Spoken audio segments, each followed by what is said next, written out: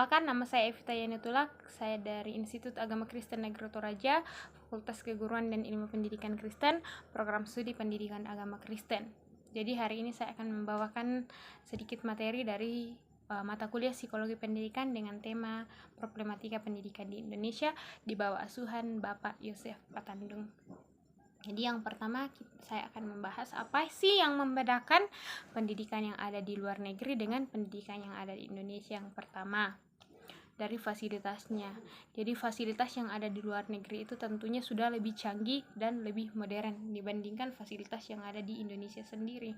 Yang kedua, dilihat dari sumber daya manusia, di mana tenaga pendidik yang ada di luar negeri itu sudah berpengalaman dibandingkan tenaga pendidik yang ada di Indonesia.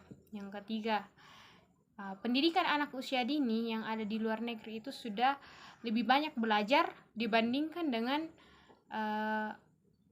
bermain dibanding dengan anak-anak di Indonesia, di mana jangankan di pendidikan usia dini bahkan sampai ke jenjang SMP pun mereka masih lebih banyak bermain daripada belajar. Nah, itulah beberapa hal yang membedakan pendidikan yang ada di luar negeri dengan pendidikan yang ada di Indonesia. Kemudian yang kedua, berbicara tentang mutu pendidikan atau kualitas sistem pendidikan yang ada di suatu lembaga pendidikan. Nah, menurut hasil survei Constituents menyatakan yearbook menyatakan atau menunjukkan bahwa sumber daya manusia yang ada di Indonesia itu berada di urutan ke 109 dari 174 negara. Jauh dibanding negara-negara yang lain, salah satunya di negara tetangga kita di Singapura, mereka di urutan ke-24, kemudian Malaysia berada di urutan ke-61. Apa yang menyebabkan hal itu bisa terjadi? Yang pertama, di Indonesia itu sarana dan prasarana itu masih sangat kurang. Kita lihat dari daerah-daerah yang terpencil di mana gedung sekolah yang rusak, kemudian minimnya bahan ajar dan kurangnya alat-alat teknologi di dalamnya, kurangnya fasilitas teknologi yang ada di dalamnya. Yang kedua, kurangnya kualitas guru dan kesejahteraannya, di mana kurangnya profesionalitas guru masuk di dalam kelas tanpa mempersiapkan. Jadi kurang menguasai materi yang akan disampaikan sehingga tidak mencapai tujuan pembelajaran yang diinginkan. Metode pengajaran juga yang tidak menarik sehingga anak-anak itu tidak tertarik dalam mengikuti pembelajaran.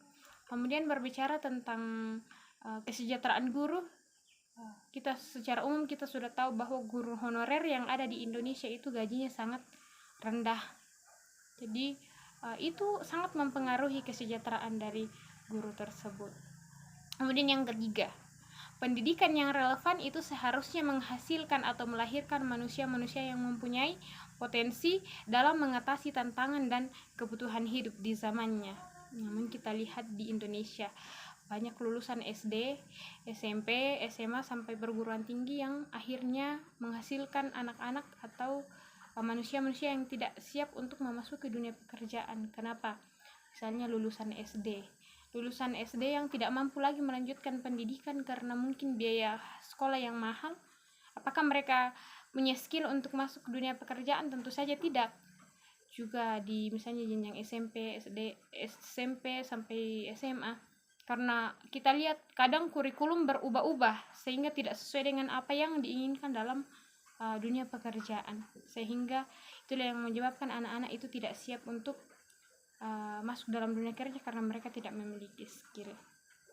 Kemudian yang keempat, kita akan sama-sama membahas apa saja sih permasalahan yang ada dalam dunia pendidikan atau permasalahan dalam sektor pendidikan. Yang pertama yaitu terbatasnya daya tampung. Jadi karena meningkatnya pertumbuhan penduduk sehingga banyak juga anak-anak yang akhirnya ingin masuk sekolah namun terbatas oleh daya tampung. Kita lihat di pedesaan karena peningkatan pertumbuhan penduduk sehingga anak-anak harus bersaing untuk mendapatkan tempat yang layak untuk masuk sekolah. Jadi sehingga sekolah itu sudah banyak sekolah yang menampung banyak siswa.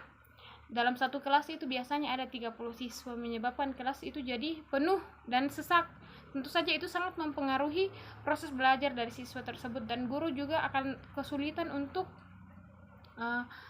mengawasi atau memberikan hal-hal yang cocok dengan anak tersebut.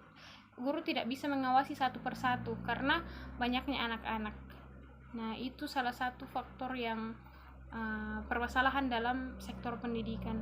Selain daya tampung juga kita lihat, berbicara tentang daya tampung di perkotaan, karena daya tampung ini yang kurang sehingga terpaksa banyak sekolah yang menolak beberapa siswa untuk masuk, sehingga banyak yang tidak mampu untuk melanjutkan, tidak bisa lagi untuk sekolah, ada yang terlambat karena akses daya tampung ini yang sangat terbatas.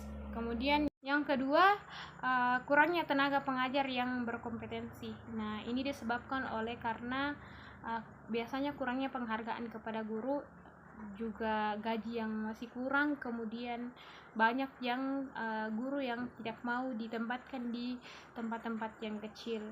Nah, jadi ini sangat menjadi masalah dalam sektor pendidikan. Kenapa?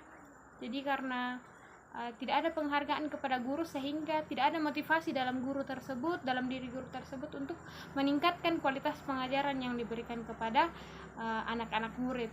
Kemudian gaji yang rendah, itu membuat motivasi mereka tidak meningkat, sehingga proses belajar ya begitu-begitu saja, sehingga menghasilkan manusia-manusia yang akhirnya tidak memiliki potensi, atau menghasilkan manusia-manusia yang tidak berkualitas sesuai dengan yang diinginkan. Kemudian keterbatasan anggaran, di mana terkadang justru di daerah-daerah terpencil itu anggaran yang masuk itu sangat sulit, sehingga ketika gedung sekolah mereka rusak atau bahan ajar yang masih kurang, tidak ada dana untuk hal tersebut, dan menyebabkan kualitas pendidikan di tempat itu tentu saja ya rendah.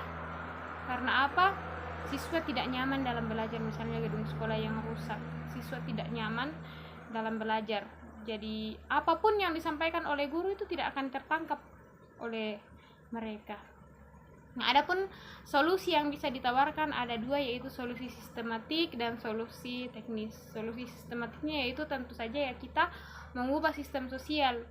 Jadi kita memberikan kebebasan kepada siswa untuk memilih pendidikan yang sesuai dengan minat mereka, kemampuan dan kebutuhan peserta didik. Nah, solusi teknisnya tentu saja meningkatkan kualitas guru, di mana guru harus menyiapkan segala sesuatunya, benar-benar menyiapkan segala sesuatu dengan matang, kemudian masuk dan mengajar. Jadi guru menguasai materi dan masuk dan belajar. Kemudian metode pengajaran yang kreatif sehingga siswa itu bisa tertarik dalam belajar, dan juga peningkatan sarana dan prasarana. Ya, mungkin demikian yang boleh saya sampaikan. Tuhan Yesus memberkati. Shalom.